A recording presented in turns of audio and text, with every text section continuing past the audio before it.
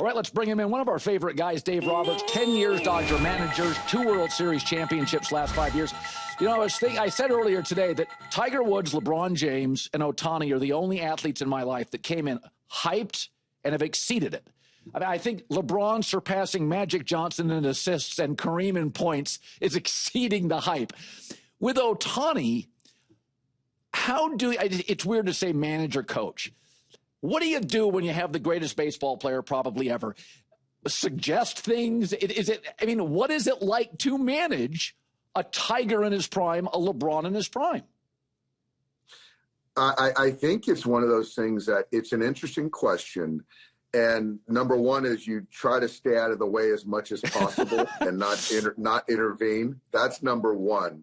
But I also think that you got to just treat these guys like everyone else. And I think that they really watch closely that you don't try to treat them any differently.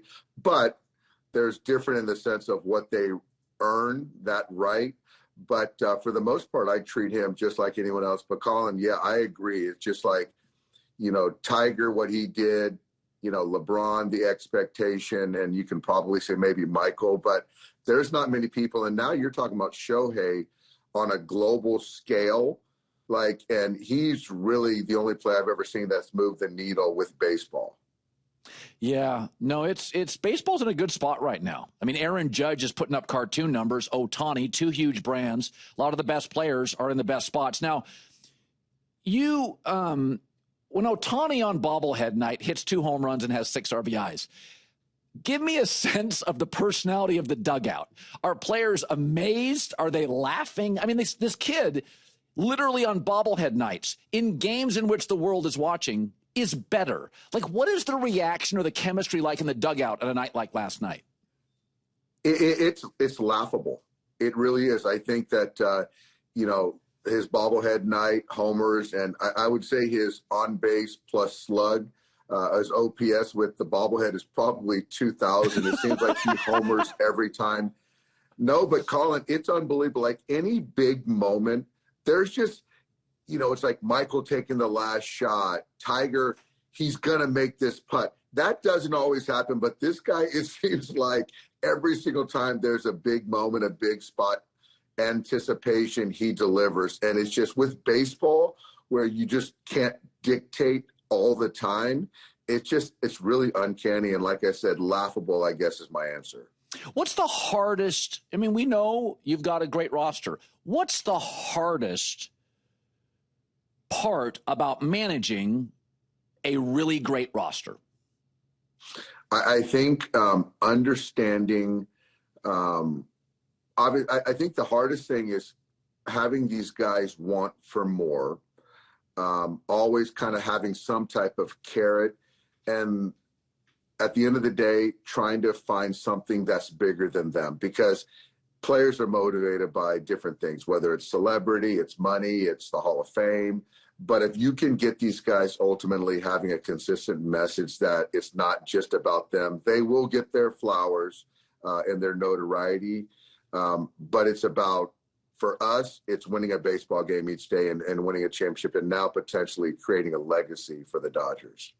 It's interesting. Your guys' R&D has been great. Your analytics, you're ahead of the curve, a little like the Warriors in the NBA. It's a really smart organization, top down.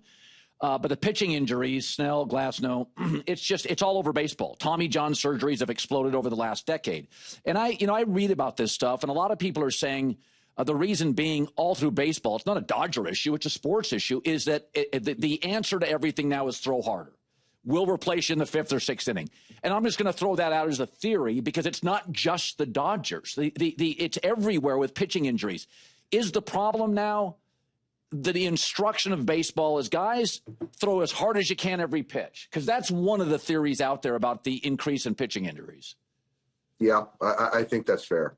I do. And the unfortunate thing is that it's starting in, middle school, kids that are 11, 12 playing travel ball. And I'm not trying to ding travel ball because I will say that the players are better than ever. But right now we're in a culture where throw as hard as you can, go as hard as you can for as long as you can. The compensation is for strikeouts, swing and miss. And so if you're a player, you're going, okay, what's my compensation, where the value is not, going 7 innings, giving up 4 runs, throwing 120 pitches. It's potentially going 4 or 5 innings, striking out 8 or 9 guys, and that's my compensation. And with that, you're throwing as hard as you possibly can every pitch, ripping breaking balls. You're going to break.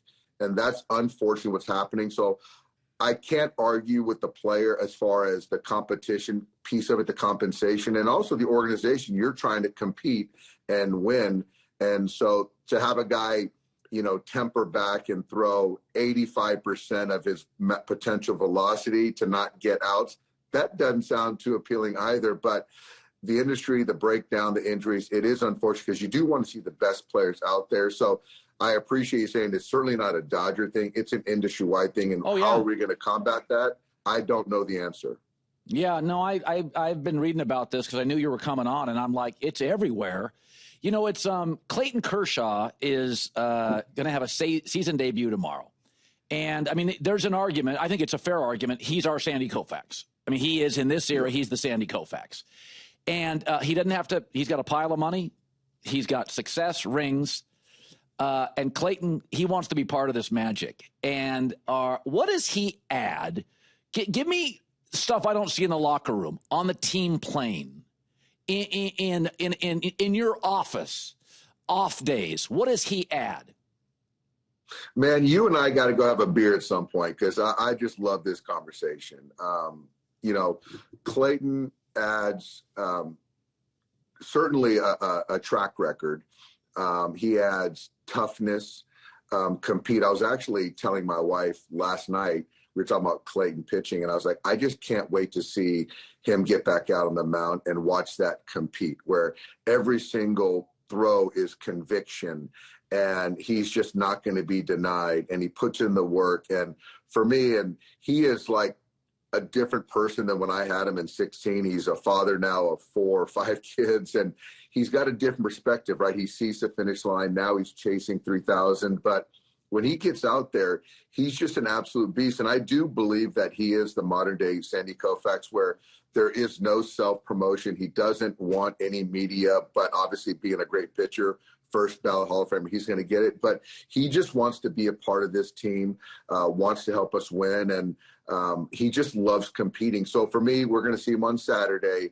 And I just can't wait to see that kind of toughness, that fight, that compete, because that resonates with everybody and it raises the bar for all of us. It's funny.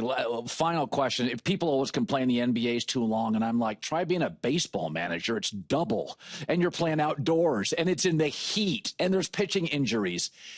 Do you, forget the players for a second, how do you stay fresh? This is a lot of games. It's all, you know what I mean?